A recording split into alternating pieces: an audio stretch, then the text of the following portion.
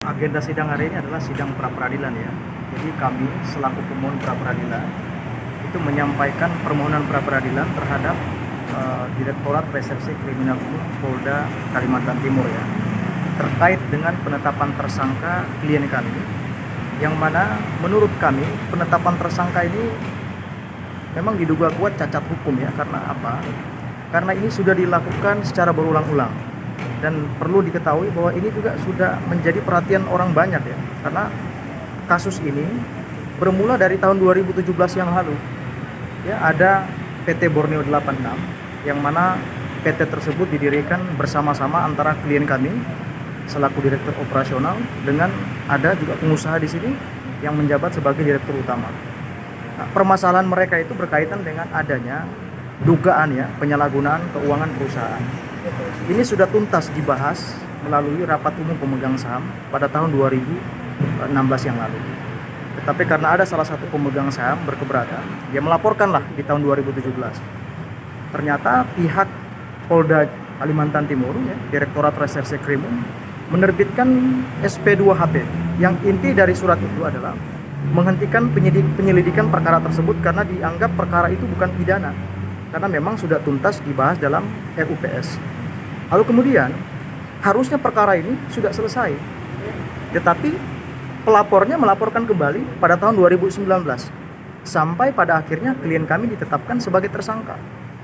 Nah, karena penetapan tersangka ini kami duga tidak berdasarkan hukum yang ada atau berdasarkan hukum acara pidana, jadi kami menyampaikan permohonan gelar perkara khusus di Bareskrim Mabes Polri pada tahun 2020. Dan hasil gelar perkara khusus tersebut merekomendasikan kepada Polda Kaltim, khususnya Direktorat Reserse Kriminal, untuk menghentikan penyidikan perkara tersebut atau menerbitkan SP3. Nah, akhirnya perkara itu dihentikan, di stop ya bahasanya, dengan dua alasan. Yang pertama, perkara itu bukan tidak pidana. Yang kedua, perkara itu baru bisa dibuka lagi apabila ada putusan pra-peradilan terhadap penerbitan SP3. Dua alasan ini tidak dijalankan. Yang ada pelapornya melaporkan kembali pada tahun 2021 atas perkara yang sama. Dan klien kami ditetapkan kembali menjadi tersangka. Jadi sudah 3 kali ini. Jadi permohonan prapit kita ini sebenarnya bukan ingin menyampaikan atau menunjukkan bahwa kami yang benar atau termohon yang salah atau dalam hal ini Polda Kaltim yang salah. Tidak demikian. Kami hanya ingin mendudukkan bahwa peristiwa hukum ini harus diproses berdasarkan rambu-rambu yang sudah ada. Harus berdasarkan aturan main yang sudah ada.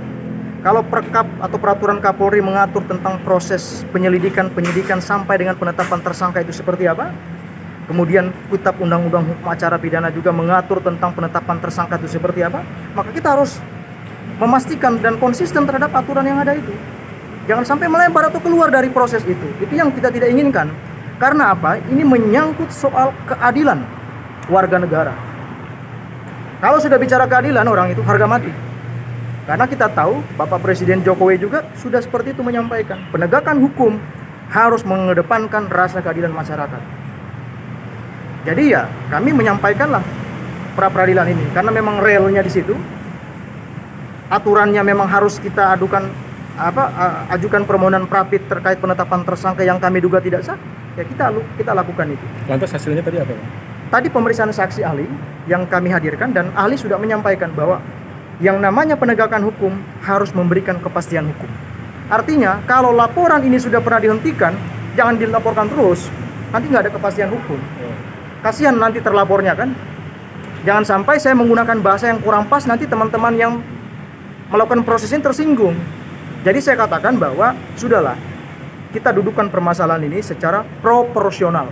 Kalau ada pidananya, lanjutkan. Tapi kalau perintahnya tidak ada pidana, jangan dilanjutkan. Kan begitu, sederhana saja kita menilai perkara ini. Saksi ahli dari mana tadi? Saksi ahli yang kita hadirkan dari Universitas Sriwijaya Palembang. Kebetulan beliau memang ahlinya di bidang perundang-undangan. Tadi sudah dijelaskan semua tentang bagaimana proses pelaporan polisi itu, bagaimana proses penyelidikan itu, bagaimana proses penyidikan itu, dan bagaimana penetapan tersangka itu. Apakah penetapan tersangka itu dapat dilakukan terhadap perkara yang sudah pernah dihentikan? Apakah laporan yang sudah pernah dihentikan bisa dilaporkan kembali? Ahli sudah menjelaskan semua tadi, bahwa semua itu tidak boleh. Dan artinya ketika perkara yang sudah dihentikan, lalu kemudian dilaporkan kembali, dan ditetapkan orang yang terlapor itu menjadi tersangka, maka ahli mengatakan penetapan tersangkanya tidak sah.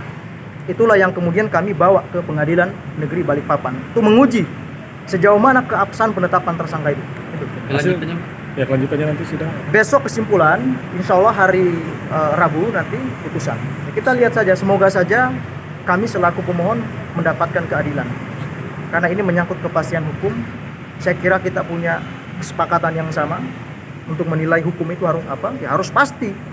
Harus dia berikan keadilan, harus dia berikan manfaat, dan yang paling penting harus pasti hukum itu. Kalau nggak pasti nanti repot, orang masuk penjara semua. Itu.